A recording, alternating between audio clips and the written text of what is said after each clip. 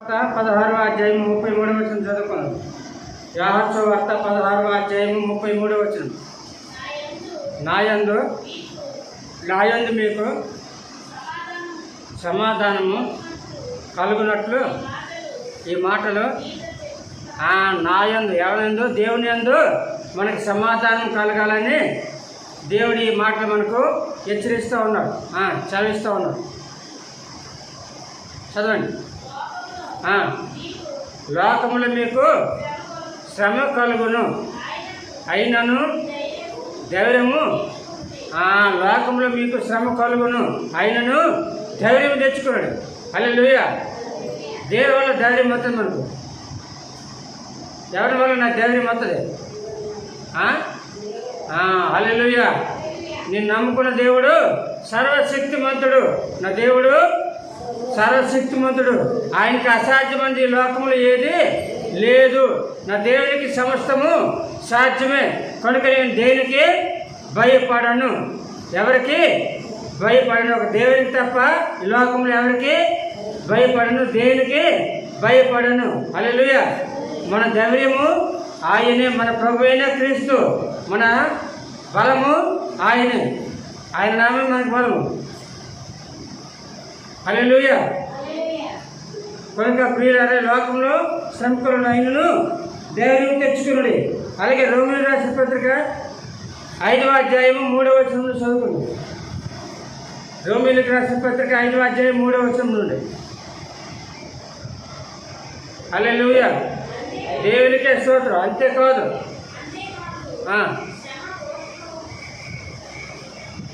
అంతేకాదు, ధన శ్రమ ఓర్పు పరీక్షను పరీక్ష నిరీక్షణను కలుగు చేయనని ఆయన నిమ్మలు చదవండి మొదటి. అంతేకాదు, శ్రమ దేనికోసం వస్తుంది? మనలో ఉన్న ఓర్పు ఎంత ఉందో తెలుసుకోవడానికి. హల్లెలూయా. అప్పుడప్పుడు సాతాను కూడా మనకి కొంచెం మంచి పని చేస్తాడు. ఏంటో తెలిసిన, శ్రమ వస్తే కానీ కొంతమంది బలపరచబడరు. శ్రమ వస్తే కానీ దేవుని విశ్వాసం పెంచుకోరు. శ్రమలో బలంగా ప్రార్థన చేస్తారు కొంతమంది భక్తులను రేటు చేస్తారు. శ్రమ వచ్చినప్పుడు కోల్పోతారు, ప్రార్థన మానేస్తారు, దేవునికి దూరం అయిపోతారు. హల్లెలూయా. కానీ ఏంటంటే శ్రమ ఓర్పు కోసం. ఇప్పుడు ఓర్పు అనేది ప్రతి ఒక్కరికి ఉండాలి. ఇప్పుడు ఓర్పు లేకపోతే మన అనుభవం రాదు. ఏదైనా మనం ఓర్చుకోకపోతే, భరించకపోతే అనుభవం అనేది రాదు కదా. మనం ఇతరులు చెప్పగలమా? చెప్పలేం కదా.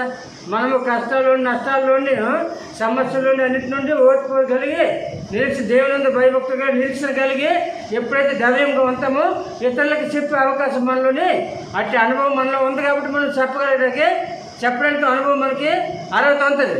హల్లెలూయా. దేవునికే స్తోత్రం.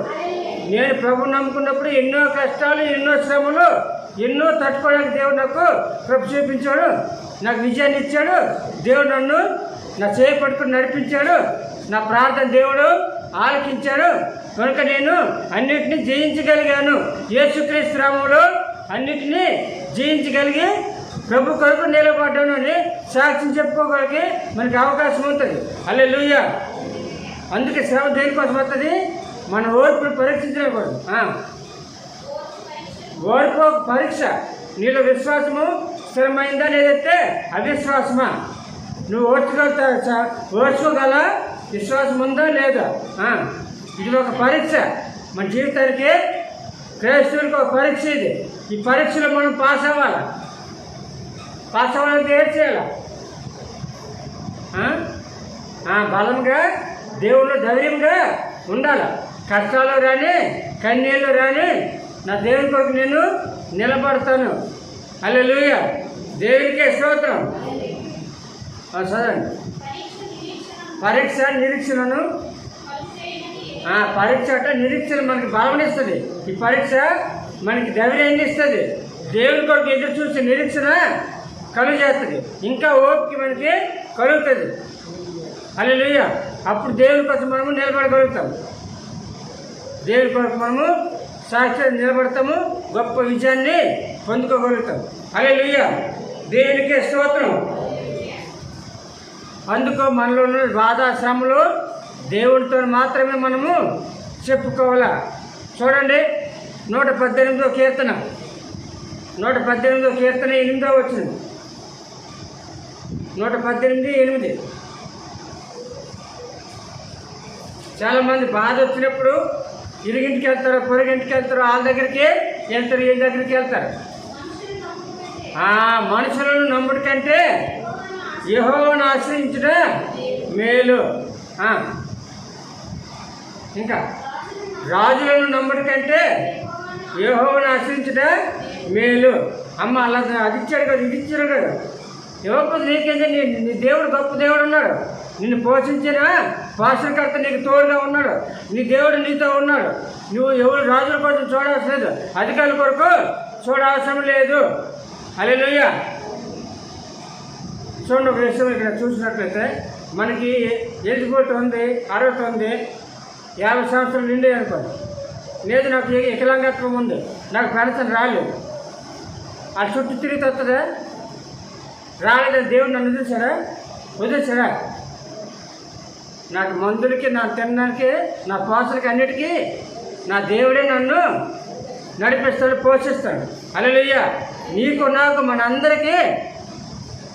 అందుకే నీ కష్టాలు, నీ బాధలు, నీ సమస్యలన్నీ ఎవరితో చెప్పుకోవాలా?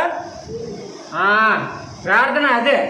నువ్వు నీ ఇంట్లో మోకరించి నీ దేవుడే, నీ తండ్రి అయిన దేవుడితో నువ్వు, ప్రభా నీవే నా దేవుడవు, నీవే నా తండ్రివి, నీవు తప్ప నాకు ఎవరున్నారు ప్రభా?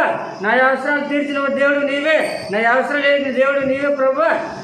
నాకు ఈ అవసరం ఉంది, ఈ అవసరం తీర్చేవాడు నీవే కనుక తండ్రి, ఇదిగో నీ పాదాల చేత నా అవసరం తీర్చు అయ్యా పెడుతున్నాను ప్రభా, నా అవసరాలని చెప్తున్నాను తండ్రి, నీవే నెరవేర్చు ప్రభా అని ఆయన పాదాల చేత మనము పెడితే దేవుడు మన ప్రతి అవసరము. ఫిలిప్పీ 4:19 ఏం చెప్తుంది? క్రీస్తు యేసు మహిమలో ఆయన మహిమపరిస్తే ఆయన మహిమలో మీ ప్రతి అవసరము తీర్చబడుతుంది. ఎవరైతే ఆయన నామమున ప్రార్థన చేస్తారో, మహిమపరుస్తారో వాళ్ళ ప్రతి అవసరము దేవుడు తీరుస్తాడు. అడగక ముందే అక్కడ లేనటువంటి దేవుడు ఆయన. నీ అవసరం ఏంటో దేవుడికి తెలుసు, ఆయన తీరుస్తాడు. కాకపోతే నువ్వు అడగాల, ప్రార్థన చేయాలి, మోకరించాలి, ప్రార్థించి కన్నీరు కాచి ఏడు. ఇరుగుల దగ్గర, పొరుగుల దగ్గరికి వెళ్ళి ఏడిస్తే మన ప్రయోజనం ఉండదు. దేవుని దగ్గర నువ్వు ఏడిస్తే దేవుడు నీ కన్నీళ్ళు తుడుస్తాడు. అంటే నీ సమస్యకి పరిష్కారం దేవుడు చూపిస్తాడు. నీ బాధ నుంచి దేవుడు నిన్ను విడుదల చేస్తాడు. నీ అవసరాన్ని దేవుడు తీరుస్తాడు. నిన్ను ఆదుకునేవాడు ఆయనే, నిన్ను ఆదరించేవాడు ఆయనే, నిన్ను కరుణించేవాడు ఆయన, నిన్ను కాపాడేవాడు ఆయనే. మన సృష్టికర్త, మన రక్షణకర్త, మనల్ని ఆదరించేవాడు, మనల్ని కాపాడేవాడు, మనల్ని నడిపించే నాయకుడు ఆయనే, మన ఇంటి యజమాని ఆయనే. ప్రభు నా కుటుంబం పట్ల, నా అధికారం పట్ల నీ చిత్తాన్ని జరిగించు ప్రభు, నా ఆలోచన అవుతు ప్రభు, నీ చిత్తమే నా కుటుంబం పట్ల జరిగించిన ఆయన అని మనము మన కుటుంబాన్ని, మన అధికారాన్ని ఆయన చదువుకి అప్పగించాలి. అప్పగించినప్పుడు దేవుడే తన చిత్తాన్ని మన కుటుంబంలో మన పట్ల జరిగిస్తాడు. హల్లెలూయా. మన సామెతలో ఒక మాట చెప్తుంది, నమ్మకమైన వారికి దీవెనలు మెండుగా కలుగుతాయి. నమ్మకమైన వారికి దీవెనలు మెండుగా అంటే ఎక్కువగా కలుగుతాయి. ఎవరైతే నమ్మకంతో దేవుని మీద ఉంటారో వారికి దీవెనలు మెండుగా దేవుడు కురిపిస్తాడు. హల్లెలూయా. దేవునికి స్తోత్రం. యెహోవా యందు నమ్మిక ఉంచేవారు 125వ కీర్తనలోని మొదటి వచనము, యెహోవా యందు నమ్మిక ఉంచేవారు నిత్యము నిలుచు సీయోను కొండవలే ఉందరు. ఎన్ని కష్టాలు వచ్చినా, ఎన్ని శ్రమ వచ్చినా, ఎన్ని హింసలు వచ్చినా, ఎన్ని ఇబ్బందులు వచ్చినా, ఎన్ని ఆర్థిక పరిస్థితులు వచ్చినా, ఎటువంటి బాధలు వచ్చినా ఆయన యందు నమ్మిక ఉంచినట్లయితే నువ్వు సీయోను కొండవలే ఉంటావు.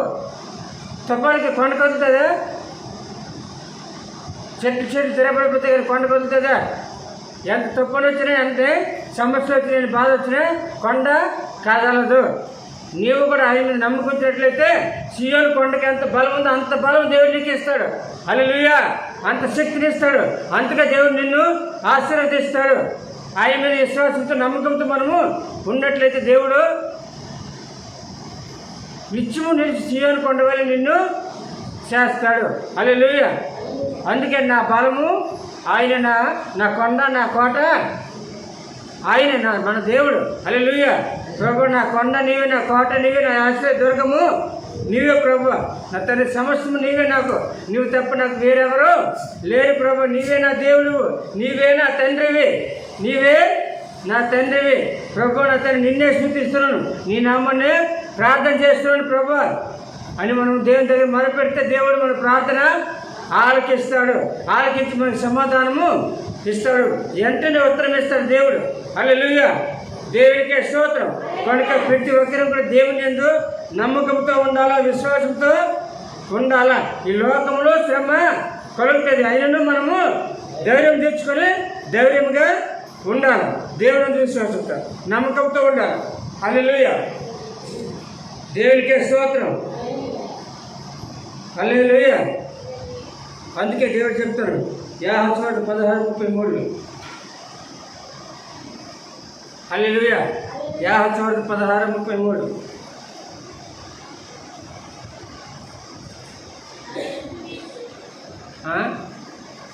నా యందు మీకు సమాధానం కలుగుటకు, నా యందు మీకు సమాధానం కలగాలని, మీరు మంచిగా ఉండాలని, మిమ్మల్ని బలపరచాలని ఈ మాటలు మీకు తెలియజేస్తున్నాను. హల్లెలూయా. దేవుడు ఎప్పుడు మనతోనే ఉంటాడు, మనమే అప్పుడప్పుడు దేవుణ్ణి పక్కన పెడుతుంటాం. ఎక్కడ పక్కన. హల్లెలూయా, దేవునికే స్తోత్రం. మనమంతా దేవునికి ఎంత ప్రేమ తెలుసా? మనం పిలకపోయినా దేవుడు మనల్ని పిలుస్తాడు, మనం పట్టించకపోయినా మన దేవుడు మనల్ని అప్పుడప్పుడు పలకరిస్తూనే ఉంటాడు. చూసి ఒక పాట పాడాడు, నేనంటే నీకెందుకో ఏంటి ప్రేమ అనే పాట. హల్లెలూయా, దేవునికే స్తోత్రం. మన పిలకపోయినా మన దేవుడు మనల్ని పిలుస్తూ ఉంటాడు, మనం పట్టించకపోయినా మనల్ని పలకరిస్తూ ఉంటాడు, మనల్ని నడిపిస్తూ ఉంటాడు. తన బిడ్డల మీద మనల్ని దేవుడు ఎప్పుడు మనల్ని విడిచిపెట్టాడు. హల్లెలూయా, మన చేయి పట్టుకొని మన వెన్ను తట్టి చక్కినటువంటి ఆలోచన చెప్పి దేవుడు మనకి మన జీవితంలో ముందుకి నడిపిస్తూ ఉంటాడు. అందుకే ప్రతి విషయమునందు ప్రార్థన విజ్ఞాపన చెయ్యాలా. హల్లెలూయా. లాస్ట్ మాట చూసుకుందాము. మొదటి దశలో రాసిన పత్రిక 5వ అధ్యాయము 16వ వచనం.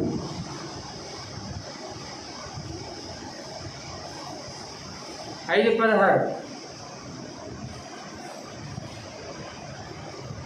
దశలో రాసిన పత్రిక 5వ అధ్యాయం 16వ వచనం.